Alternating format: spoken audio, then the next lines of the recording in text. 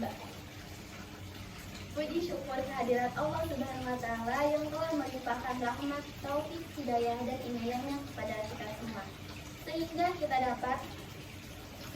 dapat presentasi dalam keadaan sehat walafiat tanpa adanya halangan. Tak lupa salawat serta salam kita junjungkan kepada Nabi besar Muhammad Sallallahu Alaihi Wasallam beserta keluarga dan para sahabatnya, dan mudah-mudahan kita semua mendapatkan syafaatnya pula di yaumul akhir nanti. Amin amin Allahumma amin. Perkenalkan, saya Yunan Syahrilia selaku moderator yang akan memandu presentasi pada kali ini. Perkenalkan, nama saya Natania Safia Safi. Di sini saya selaku pemateri. Perkenalkan, nama saya Sasulovia sebagai pemateri. Perkenalkan, nama saya Fatia Syafri Komentar sebagai pemateri. Oke,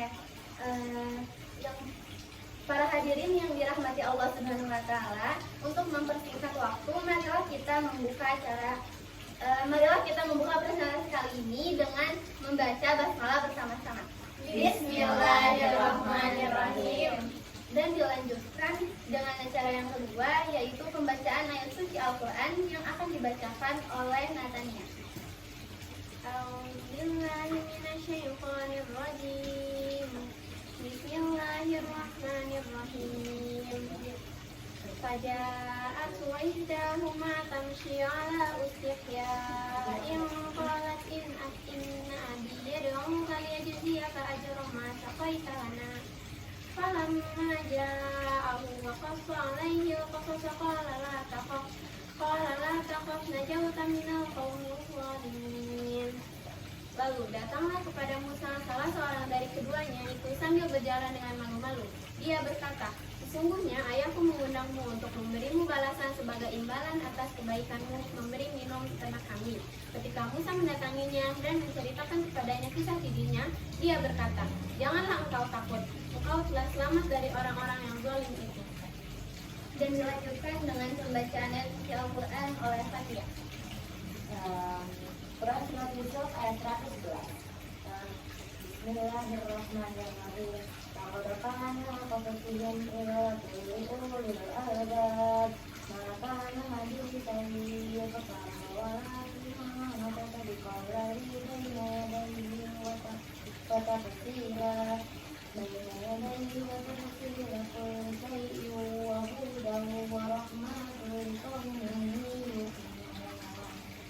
Sungguh pada kisah mereka benar-benar terdapat pelajaran bagi orang-orang yang berakal sehat. Al-Quran bukanlah cerita yang dibuat-buat, melainkan merupakan pembenaran kitab-kitab yang sebelumnya, memerinci segala sesuatu sebagai petunjuk dan rahmat bagi kaum yang beriman.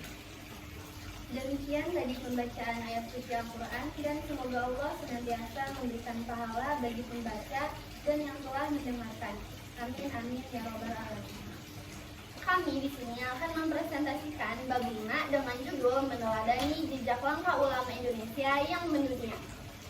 Materi yang pertama akan disampaikan oleh Cecil. Teman-teman, Indonesia merdeka tidak terlepas dari peran para ulama Indonesia. Banyak sekali nama-nama yang dapat kita sodorkan dan menjadi pengingat tentang jejak mereka dalam kemerdekaan Indonesia yang sudah kita kenal. Ini bukan? Ya. Umat Islam Indonesia. Pada tahun 2020 diperkirakan jumlah penduduk Indonesia sekitar 2.735 juta. Sementara pada tahun 2020 jumlah umat Islam berjumlah 229 juta jiwa atau 87,2%. Umat Islam mampu mengayomi saudara yang lain, baik Katolik, Kristen, Hindu, Buddha, Konghucu, yang berjumlah 12,8%, sekitar 44,5 juta orang. Semuanya hidup rukun dan tentram, membantu keindahan berperilaku sebagai bangsa Indonesia yang besar. Dan ulama Indonesia untuk dunia. Ulama Indonesia yang bukan hanya memberi sumbangasi besar untuk Indonesia, tetapi mewarnai wajah dunia sampai saat ini. Mereka itu antara lain ada Abu Abdul Mut'in Namawi Al-Tanari, Al-Bantani, Syekh Yusuf Abdul Mahasin, Tajul Khalwati Al-Makassari, Abdul Samsad bin Abdul Al-Jami Al-Balilbani Nuruddin bin Ali Al-Ani Syekh Abdul Ali bin Singkili, Muhammad Soleh bin Umar Al-Samari, dan Hamzah Al-Fansuri. Yang pertama, selanjutnya di sini itu ada Syekh Nawawi Al-Bantani. Yang pertama, riwayat hidupnya. Nama lengkapnya Abu Al-Mufti Muhammad Nawawi bin Umar Al-Tanara Al-Jawi Al-Bantani. Lahirnya di Kampung Tanara, Kecamatan Tirtayasa, Serang, Banten. Tahun kelahiran sekitar 1230 Hijriah sampai 1813, 1815 Masehi. Ayahnya Umar bin Arabi, seorang ulama dan penghulu di Tanara. Pendidikannya sejak kecil sudah diarahkan untuk menuntut ilmu, berguru kepada ayahnya Kiai Sahal di Banten dan Ki Haji Yusuf Purwakarta. Saat remaja sekitar umur 15 tahun, ia menunaikan ibadah haji dan menetap di Mekah untuk belajar. Guru-gurunya di Tanah Suci antara lain itu ada Syekh Ahmad Nahrawi, Syekh Ahmad bin Yati, Syekh Ahmad Zaid Dahlan, dan lainnya. Karirnya setelah menetap di Makkah, ia mengajar di Masjidil Haram. Bahkan ia sempat menjadi pengajar dan membuka majelis ilmu sendiri. Wafat sekitar 25 Syawal 1314 Hijriah, sekitar 1897 Masehi di Makkah. Nah, selanjutnya di sini ada teladan yang dapat dicontoh. Yang pertama, kehausan ilmu dan kerendahan hatinya, dan yang kedua, integrasi ilmu, ketiga, pendidikan dan pengajaran, empat, ketegasan etika dan sosial, dan lima, konteks histori yang dihormati. Karya tulisnya antara lain itu ada 7: Mahar Labid, tafsir lengkap 30 juz, Nihayat Al-Zain, Kasyifatus Saja, Sulam At-Tausif, Lut Al-Lujain, Tijan Al-Durari, Taki Al-Qaul. Nah, lalu yang kedua ada Syekh Yusuf Al-Makassari. Nah, riwayat hidupnya ini, nama aslinya Syekh Yusuf Abdul Mahasin Tajul Khalwati Al-Makasari, juga dikenal sebagai Tuang Yusuf, Syekh Yusuf Tajul Khalwati. Tempat dan tahun lahir di Goa, Makassar, Sulawesi Selatan, 1626 Masehi. Asal-usul keluarga lahir dari keluarga bangsawan kerajaan Goa. Dalam tradisi Bugis dan Makassar, ia disebut memiliki garis keturunan terpandang yang sangat dihormati. Pendidikan awalnya mempelajari dasar-dasar Islam dari ulama lokal di Goa dan Banten. Belajar tasawuf, fikih, dan Al-Quran sejak kecil. Wafatnya tahun 1704 Masehi di Cape Town. Jenazahnya akhirnya dipulangkan ke Goa dan dimakamkan di Lakiung. Teladan yang dapat dicontoh dari Syekh Yusuf Al-Makassari ini, yang pertama, keteguhan dalam menegakkan kebenaran, ulama yang berani berilmu luas, mengajarkan Islam dengan cinta dan kelembutan, konsisten menulis dan dalam kondisi sulit, menyebarkan Islam secara damai dan inklusif. Karya tulisnya ada Zuhdat Al-Asad, Sir Al-Azhar, Il-Barokat Al-Salkaniyah, Inasat Al-Sayulaniyah, Asyad Al-Nufus, dan Matalib Al-Sadikin.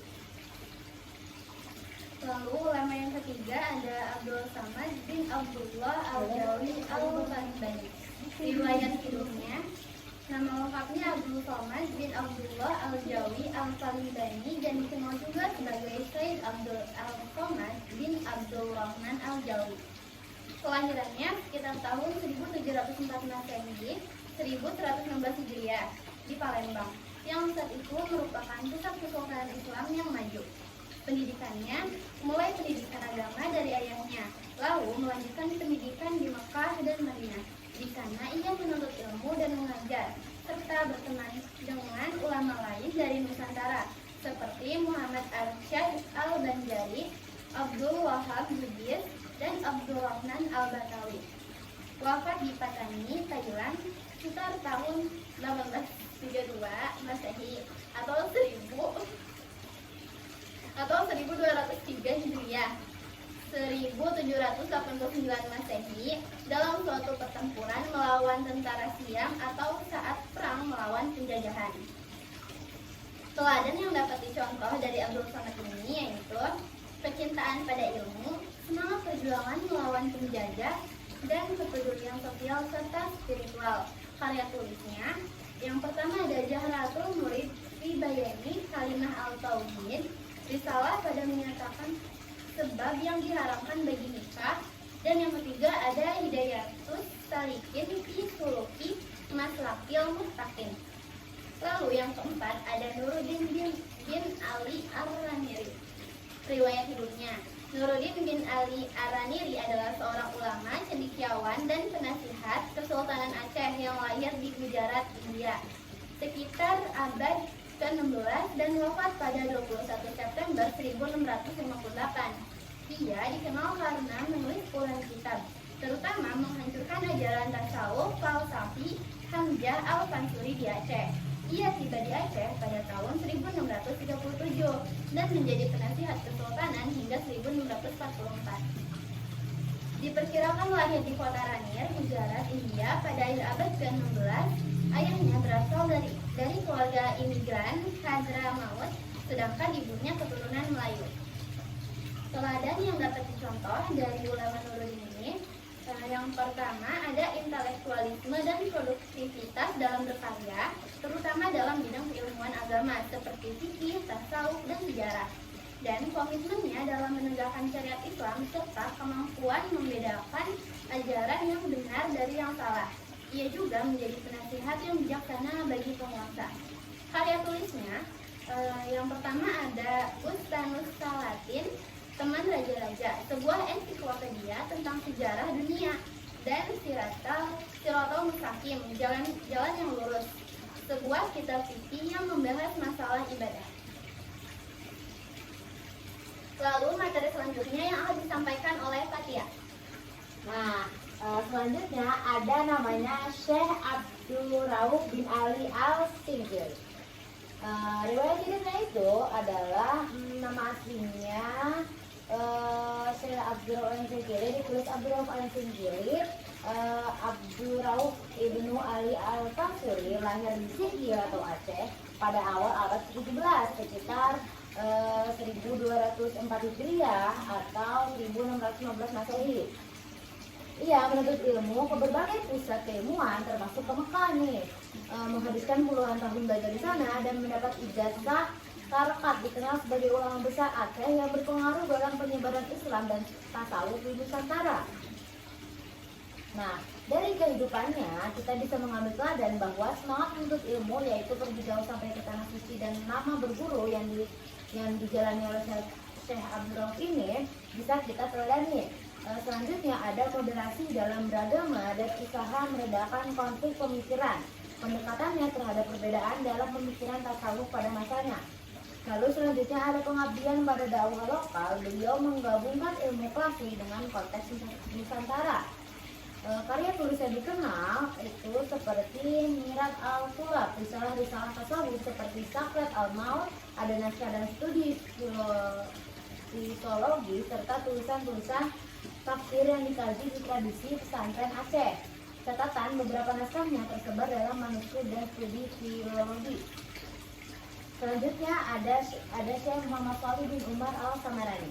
Nama lengkapnya Muhammad Shalih bin Umar Al-Samarani, dikenal juga Saleh Darat As-Samarani atau Kiai Saleh Darat. Dia seorang ulama yang berkiprah di Jawa atau lebih tepatnya di Semarang dan hidup pada masa akhir abad ke-19 atau awal abad ke-20. Menjadi guru berpengaruh untuk generasi ulama nasional. Beliau dikenal sebagai guru yang mendidik banyak tokoh besar di Indonesia. Nah, teladan yang dapat kita ambil yaitu konsistensi dan pengabdian dalam mengajar, yaitu membuka akses ilmu kepada banyak murid. Kerendahan hati dan praktik pendidikan yang inklusif membentuk kader-kader ulama dan tokoh masyarakat yang berguna bagi seluruh lapisan masyarakat juga. Lalu yang terakhir ada menjadi teladan tentang cara ibadah dan etika ilmiah yang kemudian diwariskan ke pesantren-pesantren di Jawa.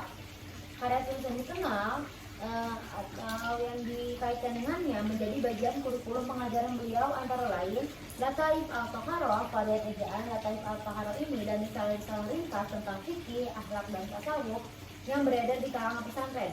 Banyak tulisan yang beredar dalam bentuk manuskrip atau cetak kecil di lingkungan pesantren. Nah, selanjutnya yang terakhir ada Hamzah Al-Fansuri. Hidup pada kira-kira abad ke-16 dan berasal dari wilayah Tansur atau Barus atau lebih tepatnya ada di Sumatera. Ia adalah ulama sufi dan penyanyi besar lingua Melayu yang sangat berpengaruh pada perkembangan sastra Melayu dan pemikiran tasawuf, terutama paham wahdat al-wujud. Tanggal lahir, wafat pastinya masih diperdebatkan oleh peneliti, tapi perannya di Aceh klasik sangat diakui. Pelajaran yang dapat kita contoh adalah kreativitas menggabungkan ajaran tasawuf dengan bahasa dan budaya Melayu sehingga menghadirkan karya-karya masyarakat yang mudah diakses masyarakat. Keberanian berpikir dan berekspresi menjembatani dunia ilmu tasawuf klasik dengan sastra lokal.